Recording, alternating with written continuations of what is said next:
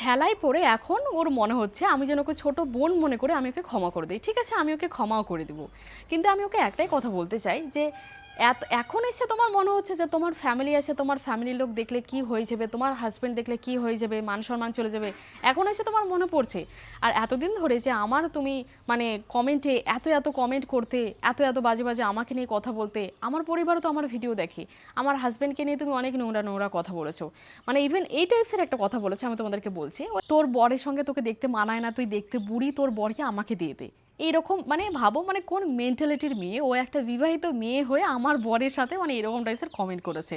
তাহলে তখন ওর মনে পড়েনি যে এই কমেন্টটা ওর বর দেখলে কি হবে বা ওর পরিবারের কেউ দেখলে কি হতে পারে। মানে অন্য কাউকে বাজে বাজে কথা বলার সময় খুব ইজিলি বলা বলা হয়ে যায় না, তখন একবারও মনে পড়ে না যে তখন আমার ওটাতে কি হতে পারে। আর এখন যখন আমি আমি এটার উল্টে জবাব মানে জবাব দিয়েছি, ওর ভিডিও বানিয়েছি, তখন ওর খুব লাগছে, ওর তখন মান সম্মানের কথা মনে পড়ছে। এই জন্যই বলে ভাবিয়া করিও কাজ, করিয়া ভাবিও না। মানে এখন ভুল করার পরে আফসোস করে তো কোনো লাভ নেই। ঠিক আছে, তারপরে ওটা যেহেতু ভিডিওটা আমার হাতে, আমি ডিলিট করে দেবো। আমি চাই না ওর সংসারে অশান্তি হোক বা আমার জন্য কারোর মানে জীবনে কিছু ঝামেলা হোক, তো আমি তার জন্য ডিলিট করে দেবো। কিন্তু নেক্সট টাইম থেকে এরকম কমেন্ট করার আগে না মানুষকে মানে শুধু আমি না, অন্য যে কোনো ইউটিউবারকে কাউকে তুমি এরকম নোংরা কমেন্ট করার আগে দুবার মানে একটু ভেবে দেখবে যে মানুষকে না ইজিলি কমেন্ট করা যেতে পারে, বাট ওই কমেন্টের জন্য যে কী কী হতে পারে সেটা একবার তোমারও ভাবা উচিত।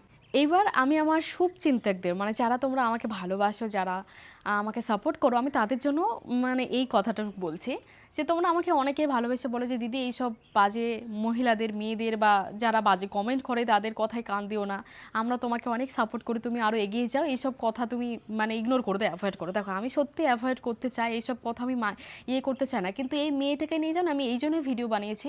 প্রত্যেকটা জিনিসের তো একটা সহ্য ক্ষমতা থাকে না, একটা মানে সীমা থাকে, যখন ওই সীমাটা অতিক্রম করে ফেলে না কেউ, তখন সত্যিই মানে চাইলে আর চুপ করে থাকা যায় না। তো এই মেয়েটাকে আমি দেখতাম কন্টিনিউ মানে প্রত্যেক দিনের ভিডিওতে প্রত্যেকটা দিনই আমাকে বাজে বাজে কমেন্ট করতো, কন্টিনিউ আমাকে পার্সোনাল অ্যাটাক করতো, আমাকে বডি শেমিং করতো, আমাকে বাজে বাজে কথা বলতো। তো আমি কি করব বলো, ওই জন্য বাধ্য হয়ে আমি এরকম একটা ভিডিও বানিয়েছিলাম। তো যাই হোক, এবার আমি চেষ্টা করব এখন থেকে যে যারা আমাকে নেগেটিভ কমেন্ট করে আমি তাদের কথাকে একদমই ইগনোর করার চেষ্টা করব, অ্যাভয়েড করার চেষ্টা করব, কারণ আমাকে মানে অপছন্দ করার থেকে পছন্দ করার মানুষ বেশি। আমি তাদের জন্য আমি এই জায়গায় পৌঁছতে পেরেছি, আমি তাদের জন্য। তো আমি তাদের জন্য আমি তাদের যেটা ভালো লাগবে আমি সেটা করব, নাকি যারা আমাকে পছন্দ করে না আমি তাদের জন্য কিছু করব।